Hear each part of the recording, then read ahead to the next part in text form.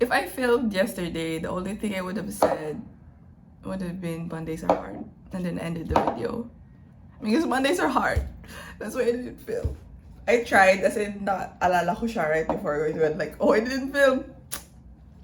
But then, yun la. The only thing I would have said is Mondays are hard.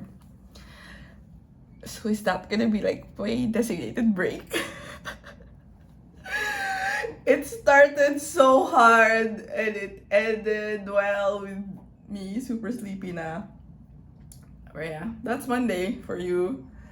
So let's fight on this Tuesday. I need to get a lot of work done because there's a lot of things that's gonna happen starting Thursday night. So I need the bulk of my work to be done by tomorrow. But that's too much pressure on myself, which we shouldn't do. But still, it's a fact lang na kailangan ko lang siya matapos. And then, yeah, just looking forward to the end of the week. So future self, I hope you're happy. But present self, you have a lot of work to do. Let's go.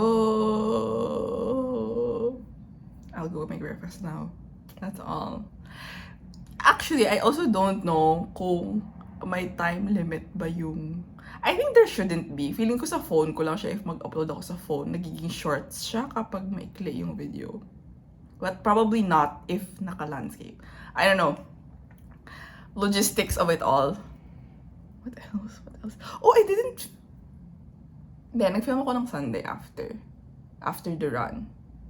But after kasi ng Sunday, yeah, it was also hard. I didn't get a lot of chores done. Parang natulog lang din ako. But then it was eventually, all of it was eventually gonna catch up to me.